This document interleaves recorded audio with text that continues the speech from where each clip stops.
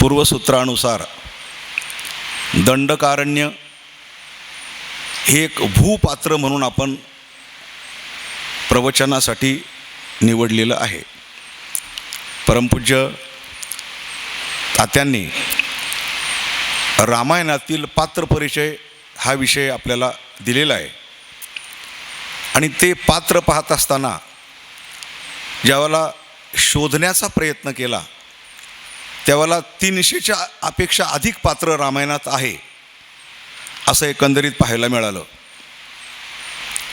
त्या पात्रांपैकी भूपात्र अंतर्गत दंडकारण्य म्हणजे काय, अयोध्या म्हणजे काय, लंका म्हणजे काय, किष्किंधा म्हणजे काय, हे जमिनीवरचे पृथ्वीवरचे भूपात्र रामायणाशी संबंधित असलेले, जिथं प्रत्यक्ष भगवंतानी लीला केलेली आहे आणि प्रत्येक ठिकाणी भगवान थांबलेले आहे. परिपूर्ण परब्रह्म असं वर्णन एकनाथ महाराजांनी केले. पूर्ण ब्रह्म रामचंद्र, रघुपती विष्णूचा अवतार, पूर्ण ब्रह्म रामचंद्र. पण नामदेवराय म्हणतात पाठी जन्मांतर नामा म्हणे, त्यालासुद्धा जन्मांतर, त्यालासुद्धा अवतार, त्यालासुद्धा मृत्यूलोकात यावं लागलं, लीला करावी लागली. तर आपण असं समजायचं या लीला म्हणजे अनंत जीवांच्या उद्धाराकरता लीला आहे. काल आपण जी गावं पाहिली, चाटोरी, चांदोरी, मध्यमेश्वर, भालगाव, नेऊरगाव, ही सगळी गावं आपण वाचत असलेल्या भावार्थ रामायणामध्ये रामायणकालीन घटना झाल्या त्यानुसार गावांना नावं पडलेली आहे. जिथं पाठ चाटली त्याला चाटोरी म्हटलेलं आहे. अशी काल आपण सर्व प्रवचनात विषय झाला. म्हणजे या भूतलावर प्रभू रामचंद्र आले आणि अनंत जीवांचा उद्धार केला. त्याबद्दल मोठे मोठे वक्ते अनेक प्रकारच्या गोष्टी सांगत असतात. भगवान ज्यावेळेला अयोध्येच्या बाहेर पडले वनात जाण्याकरता, त्यावेळेला त्याबद्दल चर्चा सुरू होत होती. कुणीतरी विचारलं, हे भगवान, तुम्ही वनात निघाले पण तुम्ही हसत चाललेत म्हणे, रडत नाही. जणू काही आपण एखाद्या ट्रिपवर सहल करण्याकरता निघतोय अशा आविर्भावात तुम्ही आनंदात चाललेले आहेत. तुमच्या चेहऱ्यावर दुःख काही दिसत नाही, प्रफुल्ल चेहरा आहे. 14 वर्ष तुम्हाला झाडाखाली जंगलात वास्तव्य करायचं आहे, फळं मुळं खाऊन जगायचं आहे आणि असं असताना तुमच्या चेहऱ्यावर सुख आहे, दुःख काही दिसत नाही. तेव्हा भगवान म्हटले, मला पण रडावं वाटतं पण कोणाकडे पाहून रडावं हा मोठा प्रश्न आहे म्हणे. मोठ्या माणसांना रडायला माणसं मिळत नाही. प्रभू रामचंद्र भगवान की जय. म्हणजे मला पुढे पाहून रडता येत नाही, मागे पाहून रडता येत नाही, वर पाहून रडता येत नाही, खाली पाहून रडता येत नाही. 4 दिशा झाल्या, पुढे, मागे, वर आणि खाली.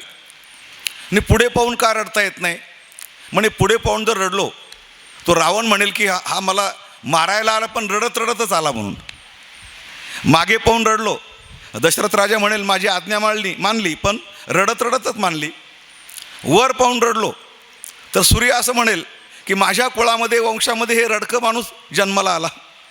आणि खाली पाहून रडलो तर पृथ्वी मला असं म्हणेल की मला जावाई मिळाला पण रडका जावाई मिळाला. प्रभू रामचंद्र भगवान की जय. कारण सीतामाई कोण आहे? पृथ्वीची कन्या आहे. म्हणजे प्रभू रामचंद्र त्यांचे जावाई, बरोबर आहे. आणि रडका जावाई कोणाला आवडतो का? नाही आवडत. म्हणजे मला पुढे पाहून रडता येत नाही, मागे पाहून रडता येत नाही, वर पाहून रडता येत नाही, खाली पाहून रडता येत नाही. त्यापेक्षा आनंदात चाललेलं काय बरं आहे? हा जसा रामाचा वनवास आहे, पांडवांचा पण असाच वनवास आहे. पांडव वनात निघाले त्यावेळेला संजयाला विचारलं धृतराष्ट्राने ते पांडव कसे गेले. तर त्याच्या अनेक गोष्टी, धर्मराजा काय करत गेला, भीम काय करत होता, अर्जुन काय करत होता, त्या सर्व लक्षणावरून धृतराष्ट्राला घाम फुटला होता एकदम. म्हणे भीम असे मनगट वळत गेला म्हणे, अर्जुन असे खडे उडवत गेला म्हणे, धर्मराजाने तोंड बांधून घेतलं होतं म्हणे. त्याचे वेगळे वेगळे अर्थ सांगितले. बरं, तुम्ही आज तोंड बांधलेलं आहे पण उद्या तुला तोंड बांधावं लागणार आहे आम्ही तिकडून आल्यानंतर, असा त्याचा अर्थ होतो. वेगळे वेगळे अर्थ. आता आपण काही येतं महाभारत सांगत नाही, रामायण सांगतोय, पात्रपरिचय सांगतोय. म्हणून प्रभू रामचंद्र अयोध्येतून निघाल्यानंतर असं वर्णन आहे, पहिला मुक्काम त्यांचा तमसा नदीच्या किनाऱ्यावर झाला. पहिली रात्र होती ती 3 भावांची. आणि निर्णय काही निश्चित नव्हता ना. कदाचित वनवास 2 दिवसाचा बी असू शकतो. दशरथ राजा परत दूतांना पाठवून सांगेल की बस झाला बाबा, माझ्या मुलाचा वनवास झाला. किंवा कैकेयीला दया येईल, ती म्हणेल नको नको, रामाला वनवासात नको. असं काही होऊ शकतं म्हणे. 14 वर्ष आपल्याला वनात जावंच लागलं असं काही नक्की नव्हतं ना. निघालो, आज्ञा मानली. पण पहिल्या दिवसाची रात्र एका झाडाखाली आणि या तिघांनी जी काढली, मनामध्ये अनेक प्रकारचे संभ्रम. मागे जावं लागेल का पुढे जावं लागेल, की खरोखर 14 वर्ष वनवास भोगायचा आहे, की काय काय करायचे. आता परमात्म्याला सगळं पुढचं माहीत होतं, भविष्य काय आहे ते. पण मनामध्ये अशा प्रकारच्या गोष्टी होत्या. लोकांच्या मनात हे होतं की नाही नाही असं होणार नाही, भरत तरी जाईल, दशरथ राजा तरी कोणाला तरी पाठवेल, कैकेयी तरी सांगेल, तिला तरी दया येईल, रामाला परत आणतील. अशा प्रकारे दुसरी रात्र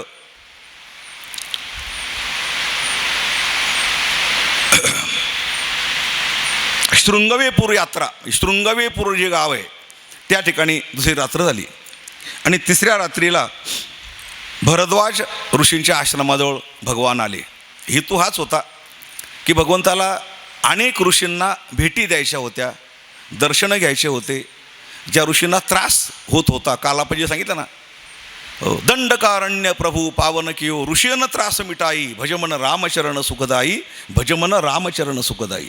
ऋषीयन त्रास मिटाई, ऋषींना जो दैत्यांपासून त्रास होता तो त्रास त्यांना नष्ट करायचा होता, म्हणून भगवंताने ही लीला केलेली आहे. तर भारद्वाज ऋषींच्या पासून पुढे आणि ज्यावेळेला पुढचा प्रवास सुरू झाला त्यावेळेला चित्रकूट त्यांनी सांगितलं तुम्ही आता चित्रकूट पर्वताच्या ठिकाणी जा, त्या ठिकाणी तुम्हाला खूप चांगल्या प्रकारची कामं करता येतील, राहता येईल, सुंदर आहे वगैरे वगैरे. तर तिथं 11 महिने आणि काही दिवस म्हणजे तो 12 महिने राहिले. चित्रकूट या ठिकाणावर भगवान 12 महिने राहिले. त्यानंतर मग आत्री अनुसया यांच्या आश्रमाच्या ठिकाणी भगवान काही दिवस थांबले. आपण चरित्रामध्ये पाहतो, रामायणात पाहतो. रामायण आपण प्रत्यक्ष टी व्हीवर पाहिलं, खूप मेहनत करून, आणि ते रामायण दाखवलं गेलं होतं. जगाने पाहिलं, नुसतं भारताने नाही पाहिलं. त्यातलं एक पात्र काल मला तर हनुमंतरायचं पात्र, ते दाराशिंग कधीच मेलं म्हणावं, पण भीमाचं ज्याने काम केलं महाभारत तो पण काल परम मरण पावला. म्हणजे त्यांनी तारुण्यात जी कामं केली ती पात्र, त्यातले काही पात्र आता कालवश झाले, हो, पण अजरामर झाले बरं का. हो, ज्या ज्या वेळेला तुम्हाला राम पाहायचा असेल, प्रत्यक्ष प्रभू रामचंद्र आपण पाहिले नाही, पण रामाचं काम ज्याने केलं त्या रामाला आपण मात्र टी व्हीवर पडद्यावर पाहतो आणि मनात कल्पना करतो की असाच राम असेल, अशी मनात कल्पना करतो. इतके सुंदर पात्र रेखाटलेले. त्या 2 माणसांची नावं अजरामर झाली. एक म्हणजे B.R. चोप्रा, महाभारत तयार करणारा, आणि दुसरा म्हणजे रामानंद सागर, की ज्याने रामायणाची संकल्पना जगापुढे मांडली. खरं सांगू, चित्रपट तयार करता करता हो, तो चित्रपटांचा जो अनुभव होता चित्रीकरणाचा, संभाषणं, चित्रीकरण करणं, दाखवणं, संभाषण करणं, हावभाव, हा सगळाचे सगळा त्यांनी आयुष्यातील सगळा अनुभव रामायणामध्ये ओतला. आणि मग रामानंद सागर मरण पावले. तर मी तर असं म्हणल ते अजरामर झाले. जगाला रामायण दाखवून ते अजरामर झाले असं म्हणायला काय हरकत नाही. आणि B.R. चोप्राने सुद्धा भीम कसा असायला पाहिजे, द्रौपदी कशी असायला पाहिजे, धर्मराजा कसा असायला पाहिजे, कृष्ण कसा असायला पाहिजे, या सगळ्या गोष्टी, सगळ्या कल्पना, हे सोपं नाही आहे. समाजासमोर द्रौपदी साकार करणं, अर्जुन साकार करणं सोपं नाही, पण त्यांनी ते केलं. हो, मी तर एक गोष्ट सांगणार आहे आवर्जून. परमपूज्य तात्या पण श्रवण करतायत म्हणून मुद्दाम सांगावं असं वाटतंय की काळ कसा साकार करावा. आज आमच्यासारख्या कीर्तनकारांना सुद्धा प्रश्न पडतो, काळ कसा साकार करावा, कारण काळ हे एक पात्र आहे ना. हो, तर काळ म्हणजे काय, तो साकार करताना B.R. चोप्राने रामायणाची सुरुवात करताना अशी केली. कारण रामायण म्हणजे त्याची सुरुवात करत असताना तो मनू, त्याचा पुत्र प्रियव्रत, त्याचा पुत्र अग्निध्र, त्याचा पुत्र नाभी, नाभीचा पुत्र ऋषभदेव, ऋषभदेवाचे 100 पुत्र, त्या 100 पुत्रापैकी ज्येष्ठ पुत्र भरत. इथून जर रामायण सुरू करायचं म्हटलं, आपलं महाभारत सुरू करायचं म्हटलं, तर ते नेमकं कसं सुरू करावं. तर त्याने काय केलं माहिती का, त्याने सर्वात प्रथम टी व्हीच्या पडद्यावर आणि अशा प्रकारचा ब्लॅक काळा रंग दाखवला. नंतर असं मुजिक दिलं, नंतर चांदण्या दाखवल्या, चांदण्या, त्यानंतर एक योगी पुरुष दाखवला, नंतर दुक्कट वातावरण दाखवलं, त्यानंतर मग काही तारे दाखवले, तारे.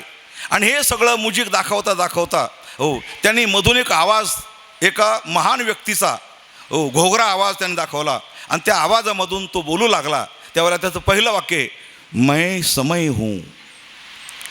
अशा प्रकारचं वाक्य, मैं समय हूँ, मैं आपको आज ओ कथा सुनाने जा रहा हूँ जो कुरुक्षेत्र में हुई थी. आणि अशी मग ती कथेला सुरुवात झाली. याचा अर्थ महाभारताची कथा कोण सांगताय? समय. समय म्हणजे काळ. तो काळ पुरुष बोलतोय अलग लक्षामध्ये. तो म्हणतो मी असे अनंत युग पाहिली, अनंत कल्प पाहिली, अनंत मनवंतर पाहिली.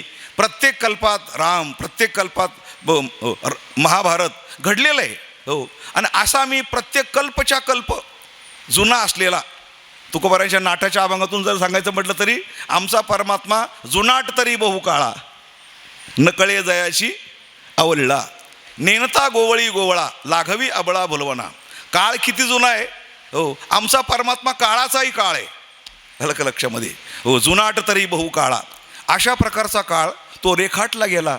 आणि तो काळ आपली भूमिका सांगत असताना की मला अनंत गोष्टी माहीत आहे, अनंत कल्प माहीत आहे, अनंत मनवंतर माहीत आहे, मी अनंत रामाचे अवतार पाहिलेले, पण मी आज तुम्हाला कुरुक्षेत्रावर घडलेली गोष्ट सांगतोय.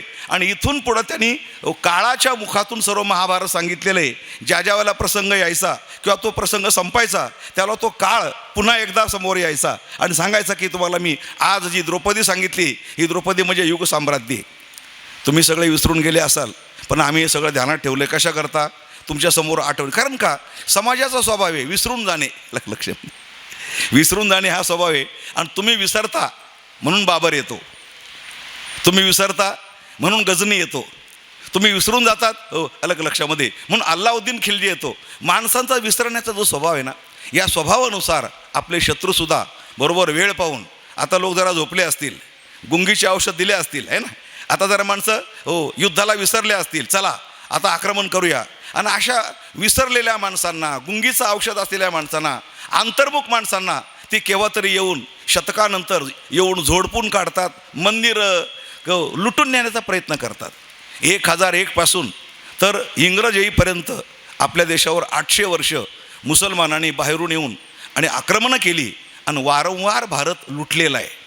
आमची विनंती आहे की अशा ज्या कथा आयोजित केल्या जातात, परमपूज्य तात्यांसारखे आणि द्रष्टे पुरुष, आध्वर्यू पुरुष या अशा कथा आयोजित करतात, त्याचा हेतू आहे की तुम्ही विसरू नका, ध्यानात ठेवा. इतिहास कधी विसरू नका, महाभारत रामायण कधी विसरू नका. आणि हे रामायण महाभारत ऐकत असताना, पाहत असताना त्या काळाचा आजच्या काळाशी संबंध जोडा. आणि तो जोडून असं म्हणा की आम्ही जर चाटोरीमध्ये राहतोय तर आमच्या कायमचं लक्षात राहील की याच ठिकाणी हरणांनी पाठ चाटलेली आहे. प्रभू रामचंद्राचे पदस्पर्शाने आमचं गाव पवित्र झालेलं आहे. तुम्ही जर चांदोरीमध्ये राहत असाल तर तुमच्या डोक्यात ही गोष्ट कायमची अखंड असली पाहिजे की आमचं गाव आणि चांदोरी म्हणजे प्रभू रामचंद्राच्या चरणाने पदस्पर्शाने पवित्र झालेलं गाव आहे ते. अशा प्रत्येक गावाचा इतिहास गावात राहणाऱ्या माणसाने आठवणी ठेवला पाहिजे. नाहीतर बाहेरची माणसं येतात आणि ते तुम्हाला समजून सांगतात. एखादा अकबरबाई येतो कीर्तनकार बरं का, आणि तो तुमच्या गावात येतो म्हणतो, हे चाटोरी करतो, मला माहिती का तुमचं गाव म्हणजे काय? नाही, काही माहिती नाही. आणि मग तुम्हाला सांगतो आणि 10-20 हजार घेऊन जातो तुमच्याकडून. तो हे तुम्हाला माहिती असलं पाहिजे, आम्हाला सांगायची गरज नाही. आमचं गाव काय ते आम्हाला माहिती आहे, आमचं गाव काय ते आम्हाला माहिती आहे, असं तुम्हाला माहीत असलं पाहिजे. म्हणून इतिहास पुराण हे विसरायचं नसतं. तेव्हा मी आपल्याला हे सांगत होतो की प्रभू रामचंद्रांचा जो प्रवास झाला, तो प्रवास होत असताना की ज्यावेळेला दंडकारण्याला आरंभ झाला, छत्तीसगड मध्य प्रदेशपासून विदर्भ इकडं थेट किष्किंधेपर्यंत आणि इकडं जवळजवळ आपला नाशिक भाग, हा सगळा मोठा प्रचंड मोठा असा दंडकारण्याचा भाग. या दंडक नावाचा राजा होऊन गेला. त्या दंडक राजाच्या नावाने हे दंडकारण्य आहे. इथपर्यंत मला इतिहास सापडला. अजून एक माझं एक पुस्तक हरवलं गेलं, भारतीय पौराणिक कोश, ते परत सापडलंच नाही. त्याच्यामध्ये दंड या म्हणजे योग्याजवळ जो दंड असतो ना, दंड म्हणजे त्याला गायी दान पाहिजे होत्या. त्या राजाने सांगितलं, तुझा दंड आहे ना, हा तुला जितक्या जोराने फेकता येईल तितका लांब फेक, आणि तेवढ्या अंतरामध्ये जेवढ्या गायी आहे तेवढ्या गायी घेऊन जा. असा त्या दंडाचा आणि अर्थ लावून त्याला दंडकारण्य म्हटले गेलेलं आहे, असा एक अर्थ होता. पण तो ग्रंथ मला काही परत सापडला नाही. सयाजीराव गायकवाडांनी प्रकाशित केलेला ग्रंथ आहे तो. म्हणजे गुजरातचे सयाजीराव गायकवाड अहमदाबादचे, त्यांनी तो प्रकाशित केलेला ग्रंथ होता, जुना ग्रंथ होता, गेला माझ्याकडून, तो सापडला नाही परत. दंडकारण्य. आणि काल आपण म्हटल्याप्रमाणे दंडकारण्य प्रभू पावन कियो ऋषीयन त्रास मिटाई भजमन रामचरण सुखदाई भजमन रामचरण सुखदाई. दंडकारण्यात प्रवेश केल्यानंतर ज्या ज्या ऋषींच्या भेटी झाल्या, आता आम्ही जिथं राहतो, आमचं गाव जिथं आहे मनमाडच्या परिसरामध्ये, तिकडून क्रमवार मांडवड, बाणगाव, नागापूर, अगस्ती ऋषी आणि त्यानंतर इकडं नाशिककडं असा प्रवास आहे. भावार्थ रामायणात आमच्या आई सांगायच्या, कीर्तनकार होत्या त्या, मी प्रत्यक्ष भावार्थ रामायण एवढं सखोल वाचलेलं नाही, तो विषय तुमचा पुढे येणारच आहे. पण त्याचा उल्लेख तुम्हाला सांगतो. मांडवडचा उल्लेख काही आढळत नाही भावार्थ रामायणात, पण मांडवड म्हणजे मांडव्य ऋषींनी वास्तव्य केलेलं गाव, त्याचं नाव मांडवड. जे मांडव्य ऋषी ते यमाला शाप देणारे वगैरे, तो महाभारताचा विषय, तो इथं काही घेत नाही. पण मांडव्य ऋषींनी स्थान जिथं आहे ते मांडवड नांदगावच्या एकदम जवळ आहे, 4-5 किलोमीटरच्या अंतरावर मांडवड. अजून मंडपेश्वर नावाचं तिथं म्हणजे मंडप वगैरे घातलेलं मंदिर आहे त्या ठिकाणी. तिथून पुढे भगवान आले शरभंग ऋषींच्या जवळ. माझ्या भाग्याने 20/2/1976 जे मी पहिलं कीर्तन केलं, शिवरात्र होती आणि अभंग आठवतो, काय नोहे केले एका चिंतिता विठ्ठले. प्रासंगिक कीर्तन होतं, मला काही माहिती नव्हतं, पहिलंच कीर्तन असल्यामुळे आमच्या आईने सांगितलं, नाही तुला आज कीर्तन करायचं आहे म्हणे. एवढे अभंग पाठ आहे, कारण दिंडी आम्ही आणली होती आणि दिंडीमध्ये खूप अभंग म्हटलो, त्यावेळेला काही बरेच अभंग पाठ होते. एवढे अभंग पाठ मग कीर्तन करायला काय हरकत आहे. केलं कीर्तन. ते पहिलं कीर्तन करण्याची संकल्पना ती बाणगावला आहे, बाणगावला म्हणजे शरभंग ऋषींच्या ठिकाणावर. ते ठिकाण या प्रकारचं आहे. प्रभू रामचंद्र ज्यावेळेला आणि बाणगाव या ठिकाणी आले शरभंग ऋषीच्या आश्रमाजवळ, रामायण काळातलं बाणगाव नाव नव्हतं, तिथं फक्त शरभंग ऋषी राहतात अशा प्रकारचं ते ठिकाण.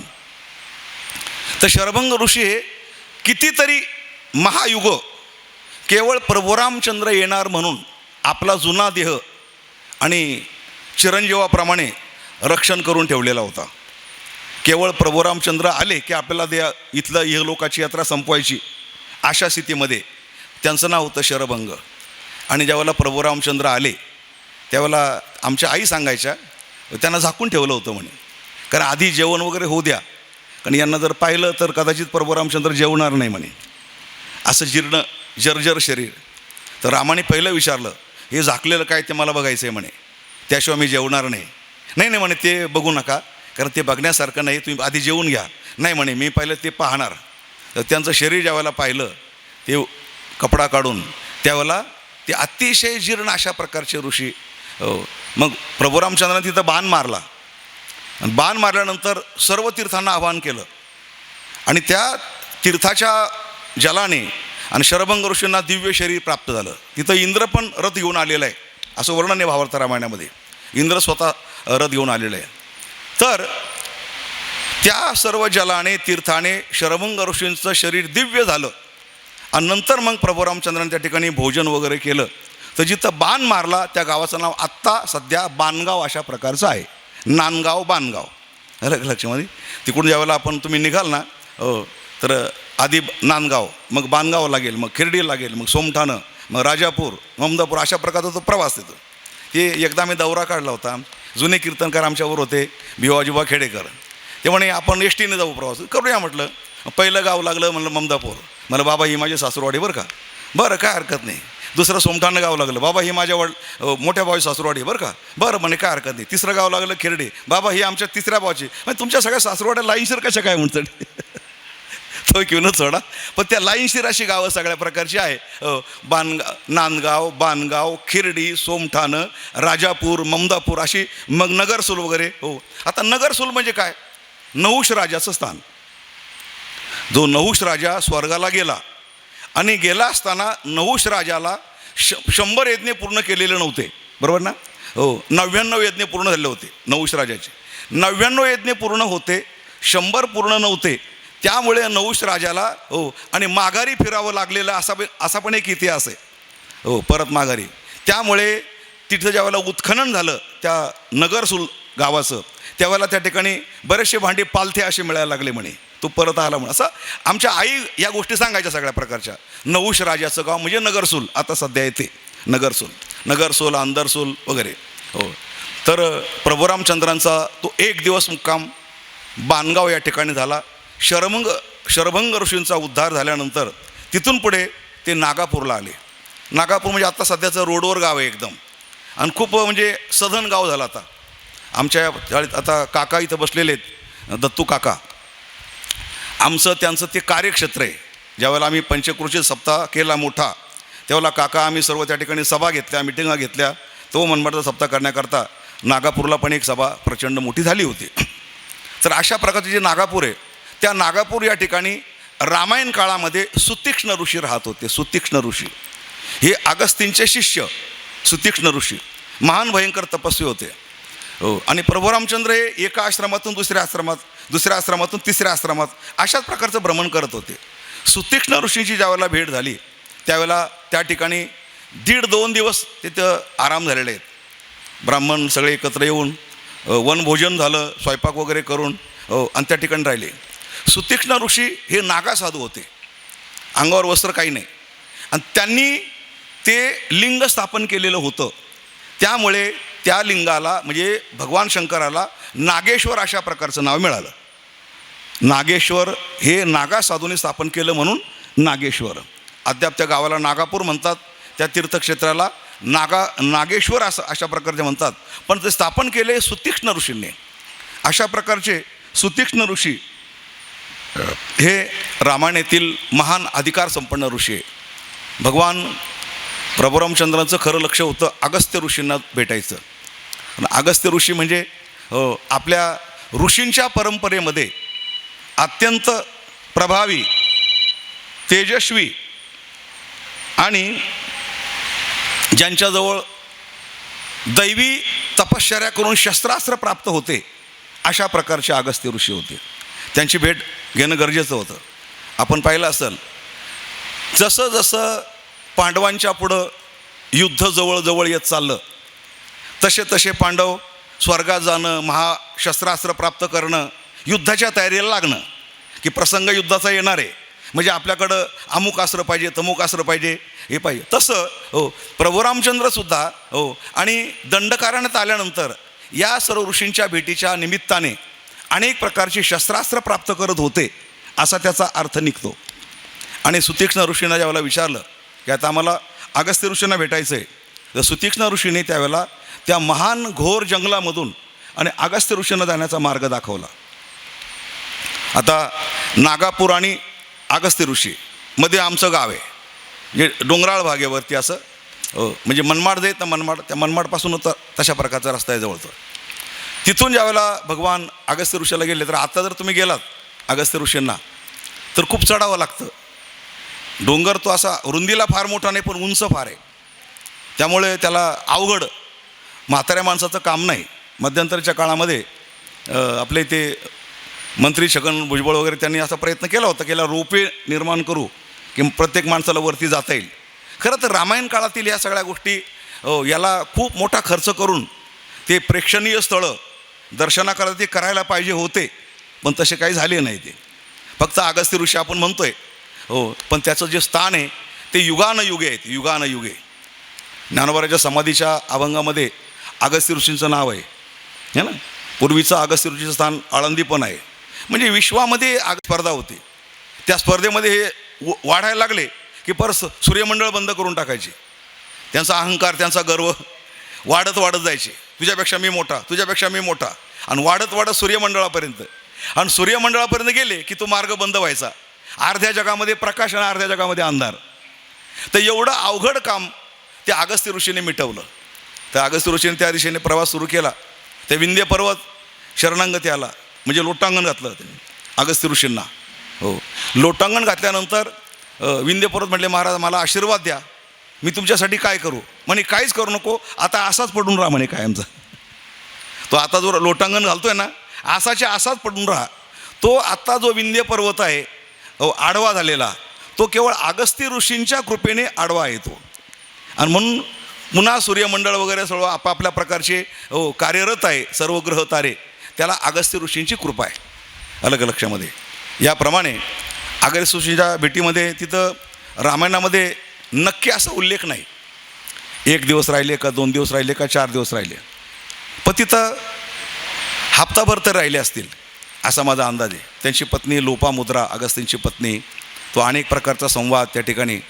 आणि कुठून तरी प्रभू रामचंद्रांना अगस्त्य ऋषींच्यापासून काही प्राप्त पण करायचं होतं ना. अगस्त्य ऋषी म्हटले, रामा पुढचा काल भयंकर कठीण आहे, मोठमोठाले दैत्य, त्या दैत्यांची नावं वगैरे दिले सगळे. हे दैत्य ऋषीमुनींना यज्ञ करू देत नाही, त्यामुळे तुझ्याकडे दिव्य शस्त्रास्त्र असणं गरजेचं आहे. तर ते जे दिव्य शस्त्रास्त्र प्राप्त केले, त्या शस्त्रास्त्रांची काही नावं या ठिकाणी उपलब्ध आहे. मला वाटतं एक आहे विष्णू धनुष्य, अगस्त्य ऋषीने भगवंताला दिलं प्रभू रामचंद्रांना, हे विष्णू धनुष्य तुझ्याजवळ कायमचं राहू दे अखंड. दुसरा आहे ब्रह्मदत्त बाण, त्या बाणाचं नाव आहे ब्रह्मदत्त. तो ब्रह्मदत्त बाण अगस्त्य ऋषीने दिला रामाला, हा अखंड तुझ्याकडे राहू दे. तिसरा म्हणजे अक्षय भाता दिला, अक्षय भाता जो कधी संपणार नाही, अखंड राहील, त्याच्यात बाण कायमचे राहतील, असा अक्षय भाता अगस्त्य ऋषींनी दिला. आणि चौथं म्हणजे एक सुवर्ण तलवार दिली, ही तुझ्याकडे राहू दे म्हणून. तर हे सगळं शस्त्रास्त्र अगस्त्य ऋषीकडून प्राप्त करून, आणि पुन्हा एकदा अगस्त्य ऋषींना असं विचारलं गेलं, रामायणात ते दाखवलं गेलं म्हणजे रामानुसागराने, की म्हणे समुद्र कसा प्राशन केला होता, ते काही दृश्य वगैरे त्या अगस्त्याने गोष्ट सांगितली, असा असा प्रसंग झाला आणि म्हणून समुद्र प्राशन करत. काय माहिती का, ह्या ज्या गोष्टी ना या सांगायला मला आनंद का वाटतो, खरं म्हणजे असं आहे, या गोष्टी पाहिल्यानंतर ऐकल्यानंतर एक प्रसंगामध्ये तुम्हाला मुद्दाम सांगतो. इंग्रज ज्या वेळेला गेले ना, त्यावेळेला लंडनमध्ये मजदूर सरकार निवडून आलेलं होतं आणि त्यांनी घोषित केलं की भारत सोडा, आता आपली जागतिक बदनामी होते, भारत सोडा. तिथं ॲटली नावाचा राष्ट्रपती, त्याचं सरकार निवडून आलं होतं तिथं लंडनला, आणि त्याने घोषित केलं की आता भारत सोडायचा, 15 ऑगस्ट 1947 भारत सोडायचा म्हणे. आता ज्यावेळेला त्यांनी भारत सोडला त्यावेळेला त्याचे उद्गार आहे ॲटलीचे. तो काय म्हटला, आमच्यावर विश्वास बसत नाही की आम्ही भारतावर 90 वर्ष राज्य केलं म्हणून. म्हणजे का विश्वास बसत नाही, अरे भारतावर म्हणजे काय, ज्या भारतामध्ये स्वर्गातून गंगा आणणारे भगीरथ आहे, आता मी सांगतो तुम्हाला, पण त्याचं वाक्य एवढंच आहे की भारतामध्ये छत्रपती शिवाजी महाराज आहे म्हणे, फक्त छत्रपती शिवाजी महाराज आणखी 10 वर्ष जगले असते तर आम्हाला भारताचा चेहरासुद्धा पाहायला मिळाला नसता म्हणून तो ॲटली असं म्हणतो. आणि माउंटबेटन काय म्हणतो माहिती का, माउंटबेटन म्हणतो शिवाजी महाराज जर लंडनला जन्माला आले असते तर आम्ही चंद्रावर काय सूर्यावर गेलो असतो. शिवाजी महाराज अशा प्रकारची ऊर्जा आहे, कारण पहिलं शिवाजी महाराज चित्र त्यांनी तयार केलं बरं का लंडनला. तिकडे पेपर होता त्यावेळेला छापला, म्हणजे शिवाजी महाराजांचा जो प्रताप आहे तो प्रताप काय आहे, शिवाजी नावाचा एक राजा, शूर पराक्रमी धर्मनिष्ठ, हा काय आहे, तर पहिलं लंडनच्या पेपरला फोटो छापून आला होता. मग त्या काळात हो ते किती प्रगतिशील होते आपण पहा, त्यांच्या पेपरला तो फोटो छापून आला होता शिवाजी महाराजांचा, तो हाताने काढलेला फोटो, त्या काळात त्यांनी तो फोटो छापला होता. ते पहिलं चित्र मानलं गेलं शिवाजी महाराजांचं, की शिवाजी महाराज कसे असावे तर अशा असावे लंडनच्या पेपरनुसार. तर याप्रमाणे माउंटबेटन म्हणजे इंग्रज ज्यावेळेला गेले तर भारतात शेवटचा जो गव्हर्नर होता त्याचं नाव आहे माउंटबॅटन, शेवटचा. आणि तिकडं पहिला राजा लंडनला जो स्थापन झाला ॲटली सरकार, तर तो होता रिचर्ड ॲटली. अशा प्रकारे त्यांचं म्हणणं आहे की भारत देश म्हणजे काय, जिथं छत्रपती शिवाजी महाराज आहे त्याला मी माझे मुद्दे जोडतो आहे. ज्या भारतामध्ये स्वर्गातून गंगा आणणारा भगीरथ, बरोबर आहे, स्वर्गातून गंगा आणणारा भगीरथ महान तपस्वी, आपण एखाद्या माणसाला आजही फार मोठा प्रयत्नमध्ये झाला त्याला आपण काय म्हणतो, भगीरथ प्रयास. कोणते प्रयास, भगीरथ प्रयास. आणि असे भगीरथ प्रयासवादी ज्या भारतात जन्माला आले त्या भारतावर इंग्रजांनी राज्य केलं. हे इंग्रज म्हणतात आमचाच विश्वास बसत नाही आमच्यावर. अमेरिकेवर राज्य केलं असेल, चीनवर केलं असेल, जपानवर केलं असेल, इतर राष्ट्रांवर केलं असेल इंग्रज, त्यात त्यांच्या राजा सूर्य मावळत नव्हता, ही गोष्ट खरी आहे. पण तरी भारतावर आम्ही राज्य केलं, भले 90 वर्ष का होत नाही, याच्यावर आमचा विश्वास बसत नाही. कारण ज्या भारत देशामध्ये अगस्तीसारखे ऋषी झाले, सूर्य म्हणजे समुद्राला प्राशन करणारे, ज्या भारत देशामध्ये आपल्या अंगाची हाडं वृत्रासुराला मारण्याकरता आपल्या अंगाची हाडं काढून त्याचं वज्र बनवून आणि स्वर्गातल्या युद्धात मदत करणारे दधीची ऋषी झाले. अशा भारतावर, ज्या भारतात ते राजे वेळ प्रसंग आला की स्वर्गात जायचे मदत करायला, 2-3 राजांची नावं सांगता येतील. त्यातला दशरथ राजा आहे, बरोबर आहे. आता स्वर्ग ही फक्त माणसाची कल्पना आहे. माणसं एवढंच म्हणतात मेल्याशिवाय स्वर्ग दिसत नाही, एवढंच म्हणतात मेल्याशिवाय. मग हे स्वर्गात जात कसे होते, येत कसे होते, हा विचार कधी केला का? दशरथ राजा स्वर्गात गेलेला आहे देवदानवांच्या युद्धामध्ये आणि मोठा पराक्रम केला. हो, देव हरणार होते दैत्यांच्या माध्यमातून. दशरथ राजा ज्यावेळेला गेला त्यावेळेला दशरथ राजाने तो विजय प्राप्त करून दिला देवांना. आणि मग दशरथ राजा पुन्हा मृत्यूलोकात आला, अर्थात पुन्हा आपापल्या राज्यामध्ये. कारण आयुष्य मोठं होतं ना. किती आयुष्य होतं काल मी प्रमाण सांगितलं ना, आठवणीत राहू द्या. 14 चौकड्या लंकानाथा आणि 99 सहस्र राया दशरथा, तेही गेले स्वर्गपंथा मागे सर्वथा नुरले. हो, 99,000 वर्षाचं आयुष्य होतं दशरथ राजाला. त्यापैकी स्वर्गाला जाणार एक मुचकुंद राजा होता, स्वर्गात जाऊन युद्ध करणारा. तो ज्यावेळेला स्वर्गात गेला, काय वर्षभर तिथं राहिला, युद्ध केलं, देवांना विजय प्राप्त करून दिला. आणि ज्यावेळेला पुन्हा मृत्यूलोकात आला त्याला आधीच विचारलं होतं मुचकुंद राजाला की आता तू काय करणार. म्हणे काय नाही, माझ्या राज्यात परत जाणार. देव सगळे हसायला लागले. म्हणे काय झालं हसायला, आता तुम्हाला चांगला विजय प्राप्त करून दिला, आता मला जाऊ द्या माझ्या राज्यात, माझी लेकरं बाळं. म्हणे त्याच्याकरताच हसू आलं. म्हणे काय, आता जर तू परत खाली गेला, बरं का, खाली गेला, चांदवडला गेला आणि विचारले दत्तू काका कुठं राहतात, याला का लक्षामध्ये असं विचारलं, तर दत्तू काकांच्या पिढीतले काही माणसं म्हणतील कोण दत्तू काका. आता आमची जो 100वी पिढी चाललेली आहे, दत्तू काका नावाचे कोणी होऊन गेले आम्हाला काही सांगता येत नाही. आता दत्तू काका सांगतील कोण सांगतील, मुलं सांगतील, नातू सांगतील, पंतू सांगतील, बस. त्याच्या पुढं कोण सांगणार आहे. अरे राजा, तू स्वर्गामध्ये आला त्यानंतर खाली मृत्यूलोकामध्ये किती पिढ्या संपल्या. कारण हे घड्याचे काटे आहेत ना. मला तात्यासाहेब वास्करांचं कीर्तन ऐकलं मी ठाण्याला, तात्यासाहेब वास्करांचं. त्यांनी काळ सांगत असताना, हो, ते घड्याच्या काट्याप्रमाणे काळ कसा आहे म्हणे. आता सेकंड काटा, त्याच्यापेक्षा अधिक मिनिट काटा फिरतो, त्याच्यापेक्षा अधिक तास काटा, मग तारखेचा काटा आहे ना. हो, सेकंड काटा पूर्ण चक्कर मारतो त्यावेळेला मिनिट काटा फक्त एका रेषेपासून दुसऱ्या रेषेपर्यंत जातो. मिनिट काटा पूर्ण चक्कर मारतो त्यावेळेला फक्त तास काटा एका आकड्यापासून दुसऱ्या आकड्यापर्यंत जातो. आणि असा तास काटा पूर्ण 2 चक्कर मारतो त्यावेळेला तारीख एकदा बदलते. त्या तारखेप्रमाणे ब्रह्मदेव आहे, अलग लक्षात. त्यानंतर मग तास काट्याप्रमाणे इंद्रादिक आहे. त्यानंतर मग मिनिट काट्याप्रमाणे चिरंजीव, हे दशरथ राजा वगैरे मोठे मोठे राजा. आणि सेकंड काट्याप्रमाणे आपण फिरायचं मरायचं, फिरायचं मरायचं, तांबड्या जन्माला यायचं, दिवस उगायच्यात मरायचं. त्याच्या 2-3 बंगल्या की, नाशिकला बंगला, पुण्याला बंगला, पैसा सगळा. जगायचं किती, मरायचं किती. तांबड्या जन्माला येऊन दिवस उगायच्यात मरायचं, म्हणजे आपलं जन्म तरी किती येतो. तेवढ्यातच काय उत्मात करायचं तेवढे आपण करतो. आपलं जीवन म्हणजे सेकंड काट्याप्रमाणे.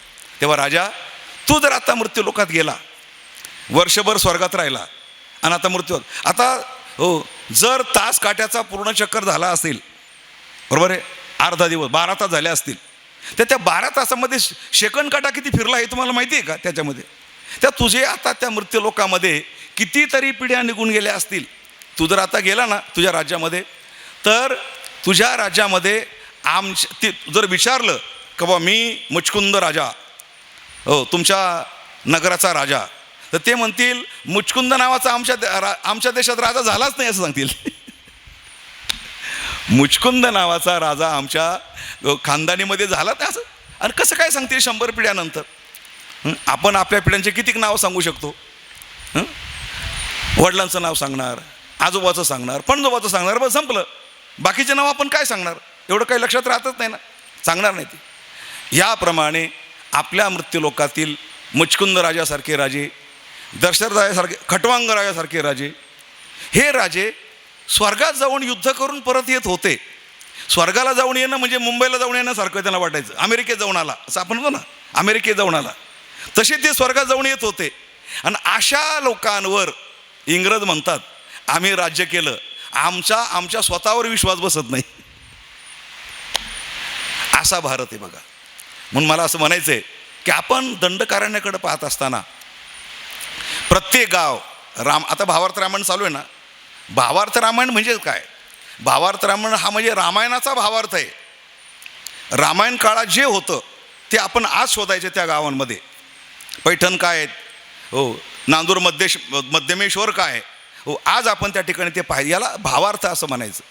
आणि असा भावार्थ पाहत असताना तो भावार्थ आपण आपल्या मुलांना, घरात सुनबाईंना समजून सांगायचे.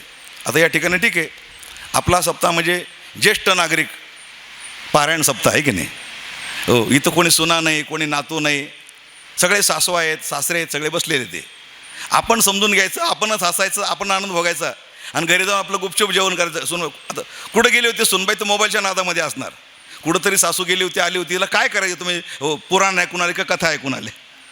जोपर्यंत हा विषय सर्वांचा होत नाही, मुलांचा, सुनांचा, नातवांचा, सर्वांचा होत नाही, तोपर्यंत आपल्याला यश प्राप्त होत नाही.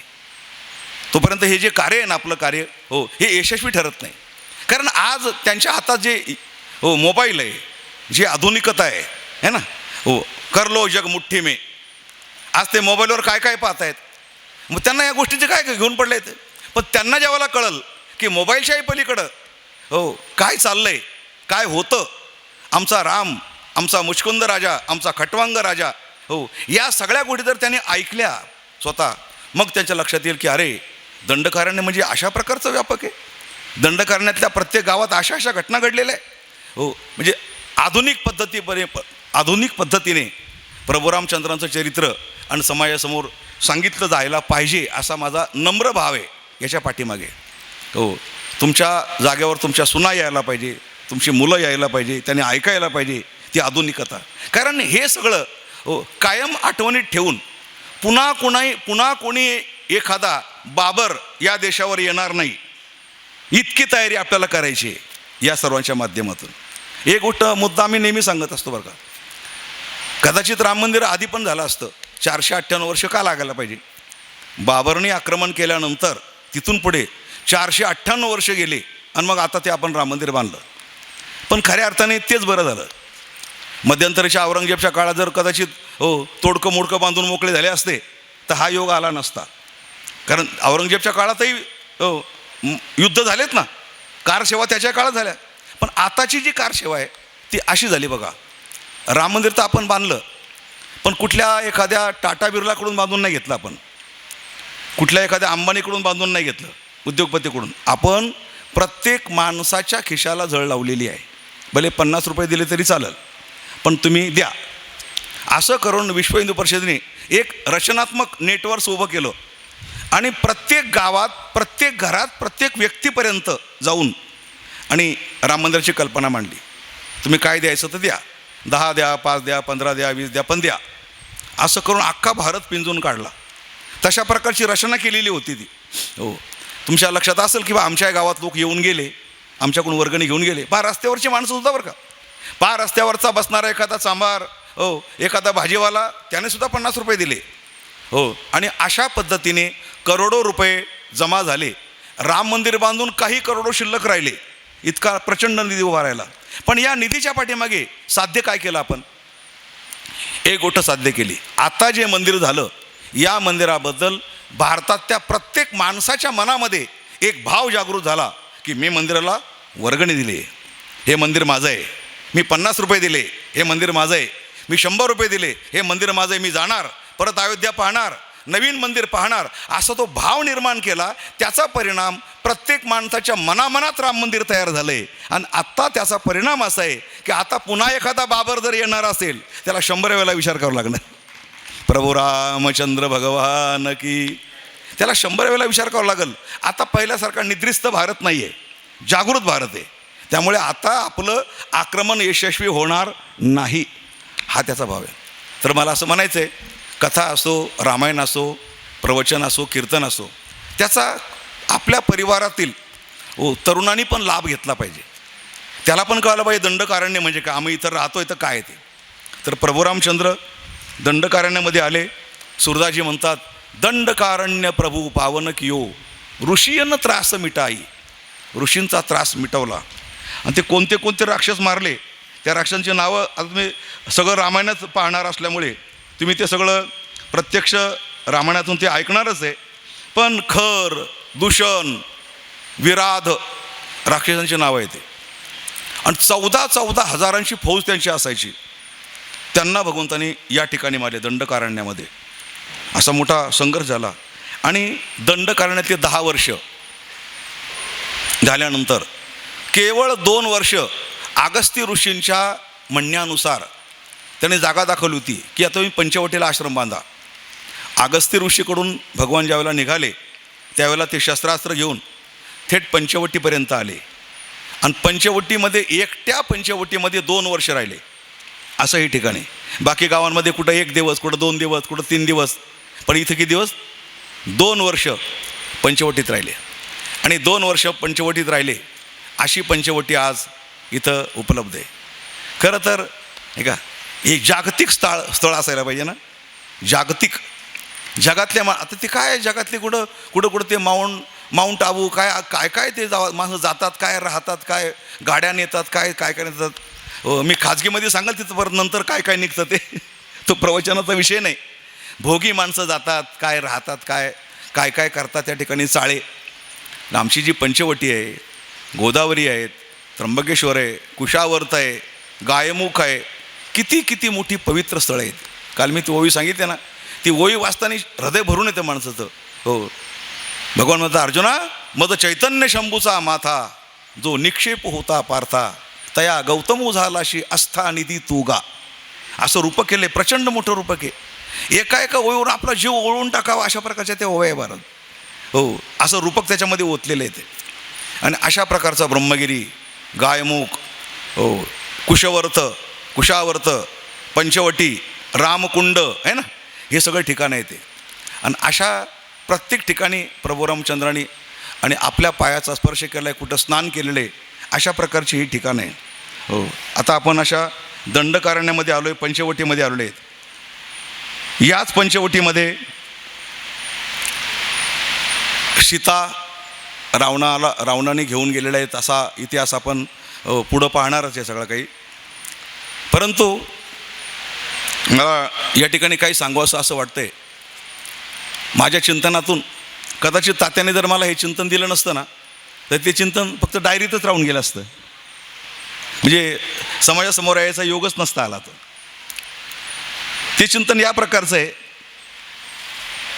की राम आमचा देव नाही, तो आमचा पूर्वज आहे. ब्रह्मदेव आमचा विधाता नाही, तो आमचा पितामह आहे. रामसेतू आमचा पूल नाही, तो एक प्रेमखून आहे. गंगा आमची नदी नाही आहे, गंगा बरं का. हो, जसं तुकोबाराय म्हणतात ना, गंगा नव्हे जळ, वृक्ष नव्हे वडपिंपळ, तुळशी रुद्राक्ष नव्हे माळ, श्रेष्ठ तनू देवाची आहा रे भाई, गंगा नव्हे जळ, असं म्हटलं ना. असं का म्हणायचं? प्रभू रामचंद्र आमचा देव नाही, नुसतं देव मानू नका, हाय बा देव नमस्कार केला असं म्हणा, तो आमचा पूर्वज आहे, पूर्वज. कारण रामापासून तर आपल्यापर्यंत अखंड साखळी आहे, आणि त्या साखळीत आपण जन्माला आलो. काल मी सांगितलं ना आपल्याला की त्या साखळीमधील मुख्य असलेले पुरुष मरू नावाचा राजा, तो आता सध्या कलाप नगरामध्ये राहतो. कलियुग संपत आला असताना 821 वर्ष बाकी राहिलेले असताना ज्यावेळेला सत्ययुगाला आरंभ होण्याचे काही संकेत चालू होतील त्यावेळेला हो, आणि शंभल ग्रामामध्ये भगवान आणि कल्की अवतार अवतीर्ण होणारे, आणि पुन्हा चंद्रवंश आणि सूर्यवंश चालू होणारे. याचं सविस्तर मी पुढे बोलणार आहे, पण आज एवढं सांगतो हो की रामाला तुम्ही नुसता देव मानू नका, काय म्हणा, पूर्वज. राम आमचे कोण आहे? पूर्वज आहे. जसं आपण आजोबाला म्हणतो आमचे पूर्वज आहे, पणजोबा आमचे पूर्वज आहे, पण रामाला मात्र देव मानून मोकळा होतो, जणू काही त्याचा देवाचा ना आमचा काही संबंध नाही. पूर्वज आहे म्हणजे रक्ताचं नातं आहे, त्याच वंश. एक चंद्रवंश आणि सूर्यवंश. या भूतलावर 2 वंश चालू आहे, कोणते? चंद्रवंश आणि सूर्यवंश. तर आपण चंद्रवंशातले असणार तर सूर्यवंशातले असणार, बरोबर की नाही? दुसरं काय आहे? हो, काय आपण आकाशातून पडवणे की पृथ्वीतून जन्माला आलो नाही, या 2च वंशात आपण जन्माला आलो. मग का परके मानता तुम्ही देवाला किंवा आपल्याला स्वतःला देवापासून परके का मानता? तर पूर्वज माना, राम आमचा पूर्वज आहे. म्हणून ज्या चौकाचं नाव मला आठवे ना, ज्या चौकामध्ये मुरली मनोहर जोशी आणि नरेंद्र मोदी, फार जुनी गोष्ट आहे 40 वर्षापूर्वीची, जो म्हणजे जम्मू काश्मीरच्या ठिकाणचा तो चौक आहे, ज्या चौकामध्ये हिंदूंची जाऊन भगवा झेंडा फडकवण्याची ताकद नव्हती. आतंकवादी चॅलेंज करायचे, कोणता हिंदू आईचं दूध पिलेला आहे त्याने इथं येऊन भगवा झेंडा फडकवा म्हणूनसाठी. तर त्या ठिकाणी आतंकवाद्याच्या इलाख्यामध्ये भगवा झेंडा फडकवण्याकरता नरेंद्र मोदींनी 2 दिवस आधी आवाहन केलं होतं, मी माझ्या आईचं दूध पिलेलं आहे म्हणे, त्या चौकात येतो म्हणे, उद्या फेसला होऊन जाईल हो की हा चौक कुणाचा आहे, लाल चौक कुणाचा आहे. आणि त्या चौकात जाऊन मुरली मनोहर जोशी आणि अग्रेसर असलेले नरेंद्र मोदी त्या चौकात जाऊन आतंकवाद्याच्या नाकावर टिचून भगवा झेंडा फडकावला होता. अलग लक्षामध्ये त्या ठिकाणचे मुरली मनोहर जोशीचे उद्गार आहे. आता मुरली मनोहर जोशी ऐकी नाही मला माहिती नाही बरं का, म्हणजे त्याचं फार वय झालं. ते म्हणाले होते, यदि सय्यद शहाबुद्दीन मुरली मनोहर जोशी राम की संतान आहे, तो सय्यद शहाबुद्दीन भी राम की संतान आहे.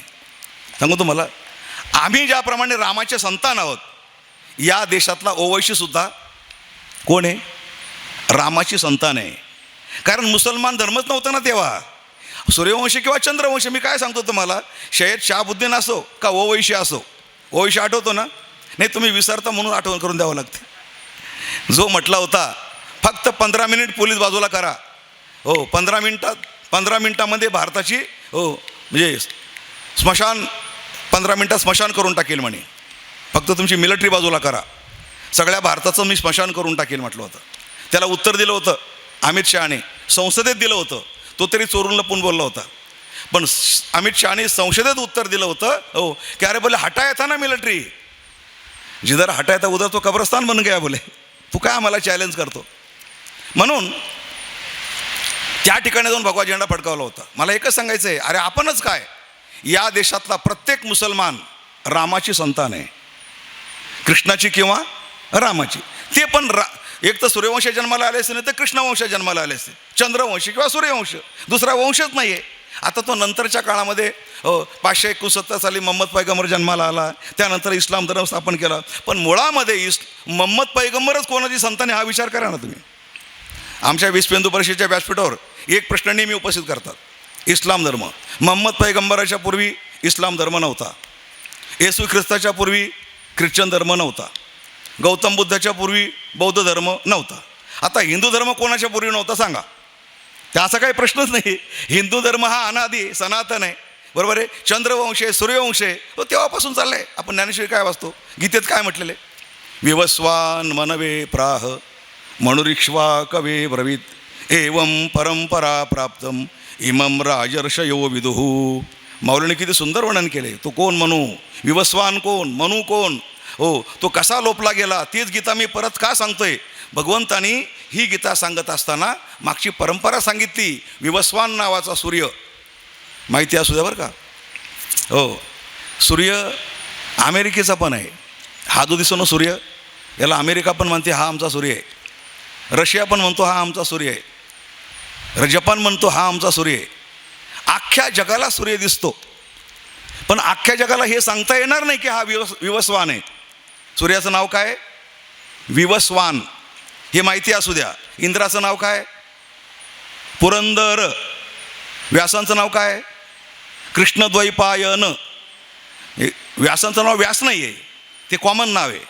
नाव काय त्यांचं? कृष्णद्वैपायन. इंद्र नाव नाही इंद्राचं, बरोबर आहे. काय नाव आहे? तुम्ही इथंच विसरून जाल होते. मला नाही वाटत प्रवचन संपेपर्यंत तुमच्या लक्षात राहील म्हणूनसाठी. काय नाव आहे? पुरंदर. खरं तुम्हाला जर प्रश्न विचारला, समजा करोडपतीमध्ये आहे ना, तुमचा नंबर लागला समजा, आणि समुद्रमंथनाचा विषय आला, आणि अमिताभ बच्चन तुम्हाला प्रश्न विचारला काय, आणि प्रश्न कितीचा आहे? 50 लाखाचा. सांगा, समुद्रमंथनाच्या वेळेला जो इंद्र होता त्या इंद्राचं नाव काय? त्याने 4 नावं दिले. 4 नावं. बळी होता का, पुरंदर होता का, मंत्रद्रुम होता का, सुची होता. हे 4 नावं तुम्हाला दिले, आणि प्रश्न आहे 50 लाखाचा. तुम्हाला काय सांगायचं आहे? समुद्रमंथनाच्या वेळेला अमुक इंद्र होता, 4 नावापैकी एक नाव निवडायचं आहे. खरं सांगा, तुम्ही जिंकाल का हाराल? इथंच मान्य करा तुम्ही. 100% आम्ही सगळे हरणार, अशा आम्ही हिंदू, अशा आम्ही दंडकारण्यात राहणारे माणसं, अशा आम्ही रामाचे भक्त. दुर्दैव, खेद वाटतो फार. आम्ही आमच्या इतिहासापासून किती दूर गेलो. आता ती 4 नावं आहे ना, त्या जर हिरोचं नाव असलं ना, शोलेमध्ये कोणता हिरो होता पटकन सांगून मोकळेवाल. तुम्हाला हिरो सांगता येतात, तुम्हाला फालतू माणसं सांगता येतात, तुम्हाला आमच्या देवांचे नाव सांगता येत नाही. पण सांगून टाकतो, चला तुमचा लागला नंबर. समुद्र मंथनाच्या वेळेला जे 4 नावं सांगितले त्यावेळेला त्या ठिकाणी कोणता इंद्र होता, कारण इंद्र बदलतात म्हणून तुम्हाला होतो. तर त्यावेळेला मंत्रद्रुम नावाचा इंद्र होता. कोण होता? मंत्रद्रुम. मागच्या मन्वंतरातली गोष्ट आहे ती. त्यानंतर आता जो इंद्र आहे या मन्वंतरातला, हे मन्वंतर आहे वैवस्वत मन्वंतर. याचा जो इंद्र आहे त्याचं नाव आहे पुरंदर. पुढचा इंद्र होणार आहे त्याचं नाव बळी. अलग लक्षामध्ये अशा प्रकारचे ते बदल. मला एवढं सांगायचं आहे, विवस्वान मनवे प्राह, हा जो सूर्यवंश आहे ना भगवंताचा, ज्या वंशात प्रभू रामचंद्र जन्माला आले, त्या वंश पुरुषाचं नाव आहे विवस्वान. मग इक्ष्वाकू, त्यानंतर मग पुढच्या वंशावळ्या चालू होतात. मग त्रिशंकू, हरिश्चंद्र, भगीरथ, सगर, परत काय दिलीप राजा, हे सगळे महान पराक्रमी राजे प्रभू रामचंद्रांचे पूर्वज आहे. आणि त्या पूर्वजांच्या कुळात प्रभू रामचंद्र अवतीर्ण झाले आणि त्यांनी हे दंडकारण्य पवित्र केलं. दंडकारण्य प्रभू पावन कियो, ऋषीयन त्रास मिटाई, भजमन रामचरण सुखदाई. असा सुंदर विषय. पुढे आपण काय करूया की काळ नावाचं एक पात्र आहे ते पाहणार आहोत. तत्वपात्र, सत्वपात्र, सेवापात्र, त्यागपात्र. जनक नावाचं पात्र सांगायला एक प्रवचन पूर्ण करावं लागेल. जनक म्हणजे काय समजून घ्यायला. पण आज मी तात्यांची माफी मागतोय, जेवताना पण बोलायची माझी हिंमत झाली नाही बरं का. हे मला 2-3 दिवस कार्यक्रम आहे, तुम्ही 3 दिवस सांभाळून घ्या आणि त्यानंतर मी सगळा विषय पूर्ण करणार आहे. फार जनक समजून सांगणार. त्यानंतर सीता नावाचं पात्र ते सांगणार समजून. अनेक प्रकारच्या तर तुम्ही मला एक प्रकारे चिंतन करायला एक संधी दिली आहे. जे मी कधी पाहत नव्हतं ते पाहण्याकरता संधी दिली. या निमित्ताने आपण सगळं शोध घेतो आहे ना, अनेक प्रकारच्या गोष्टीचा शोध आणि सापडते. आणि ते मोबाईल आपल्या हातातच आहे महाराज याच्यामध्ये. आणि एक ChatGPT नावाचा एक ऑप्शन आहे याच्यामध्ये. ChatGPT म्हणतात. काही विचारा लगेच सांगतो तो. आपण 2-3 ठिकाणी तपास घेतो खरं काय नेमकं. मोबाईलचा वापर काय फक्त एकमेकाला मेसेज पाठवून. हल्ली मोबाईलचा आणि व्हॉट्सअपचा वापर म्हणजे काय, वाढदिवस बरं का. वाढदिवस, प्रगट दिवस. बरं तो वाढदिवस काय, लग्नाचा वाढदिवस. अरे आपले वाढदिवस सुद्धा संतांना मान्य नाही. अरे जन्मलिया दिवसन दिवसे हो लागे काळाचे ऐसे, वाढविती वविती उल्हासे. आपला जन्मदिवस संतांना मान्य नाही, त्यात आणखी लग्नाचा वाढदिवस. ज्या दिवशी आपण अडकलो, सावधान म्हणणारे सावधान झाले निघून गेले आणि आपण अडकलो आणि त्या अडकल्याचा वाढदिवस साजरा करतो, लग्नाचा वाढदिवस. म्हणून मोबाईल कशा करताय तर मोबाईल पुराण शोधण्याकरता. प्रभू रामचंद्राचे पूर्व शोधा, गंगानेचं महत्त्व मोबाईलवर शोधा, सगळं सापडेल तुम्हाला. ChatGPTमध्ये प्रयत्न करा. आणि असं तुम्ही तुमच्या मुलांना, तुमच्या सुनांना, तुमच्या नातवांना बरं का हे सांगण्याचा प्रयत्न करा. मी शेवटी सांगणार आहे की परिवारवाद म्हणजे काय. याच्याकरता विश्व हिंदू परिषद लाखो रुपये खर्च करते. हरिद्वारला 2-3 कीर्तनकारांना नेते आणि त्या हरिद्वारला 3 जगद्गुरू शंकराचार्य असतात, रामायणाचार्य वगैरे असतात. आणि त्या ठिकाणी भारतीय हिंदू परिवार ती व्यवस्था नष्ट होत चालली. परिवार व्यवस्था. सून तुमच्याजवळ नाही, मुलगा तुमच्या, तो कुठंतरी बंगल्यात राहतो, नातू तुमच्याजवळ नाही. बंगले खूप मोठे मोठे, म्हातारा एकटेच राहतात. मरून गेल्यानंतर 4-5 दिवसानंतर कळतं की हे घरातले माणसं मेली म्हणून. जी परिवार व्यवस्था विस्कळीत झाली ना, ती विस्कळीत झालेली परिवार व्यवस्था पुन्हा सुरळीत करण्याकरता विश्व हिंदू परिषद खूप मोठा प्रयत्न करते. आणि त्या प्रयत्नाला आपण प्रतिसाद दिला पाहिजे. शेवटी तो पण विषय मी सांगणार आहे. तर आज झालेला विषय दंडकारण्य हा विषय या ठिकाणी मी पूर्ण करतो. पुन्हा 22 तारखेपासून आपण या पात्रांचा विचार करण्याकरता आरंभ करू.